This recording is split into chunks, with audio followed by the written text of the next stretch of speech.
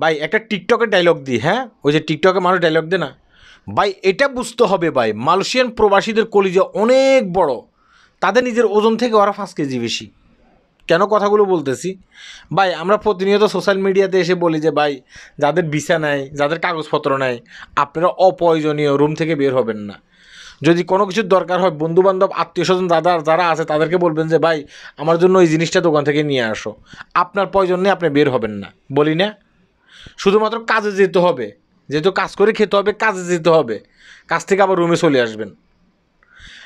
আজকে কী হয়েছে দেখেন, মালয়েশিয়া 2টা বিনোদন আপনার জায়গায় অভিযান চালাইছে, মানে বিনোদন হোটেল আর কি, বুঝে নেন আপনি। হ্যাঁ, অভিযান চালাইছে, অনেক মানুষকে গ্রেপ্তার করছে বিভিন্ন দেশের। আমাদের বাংলাদেশি কয়জনকে আটক করছে দেখেন, আমাদের বাংলাদেশি কয়জনকে আটক করছে, তাদের একজনেরও কাগজপত্র নেই। তারা কি করতে গেছে সেখানে? মজা করতে গেছে, বুঝতে পারছেন? তো আমাদের দেশে একটা কথা আছে না, ফিপিলিকার ফাঁকা গোজায় মরিবার তরে, তাদের ফাঁকা গোজাইছে, তারা কাজ করতেছে, সে কাজের টাকা আবার ওই যে বিনোদন, ওই যে এটাকে কি বলে, হোটেল মোটেল, এগুলো বুঝে নেন, হ্যাঁ, এগুলো অনলাইনে বলা যায় না, সেখানে গিয়ে তারা ডান্স ক্লাবে, হ্যাঁ, ডান্স করে সেগুলো উড়েতে চাইছে। তো সেখানে পুলিশ গিয়ে হামলা দিছে, তাদেরকে গ্রেপ্তার করছে। আমাদের বাংলাদেশে তোদের কাছে ভিসা নেই, কাগজপত্র নেই, তোরা কেন বিনোদন পার্কে হোটেলে যাইতেছস, সেখানে বিনোদন করতেছস?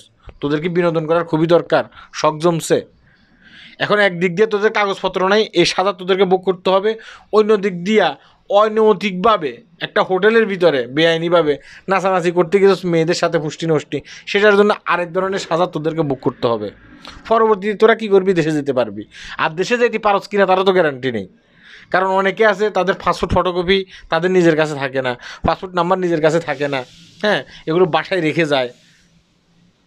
কিছু কিছু লোক দেশে যাবে জেল টেল খাটার পর, আর কিছু কিছু লোক এখানে ফুসে ফুসে মরবে, তার আত্মীয় স্বজনও জানবে না যে সে এখানে ফুসে ফুসে মরতেছে।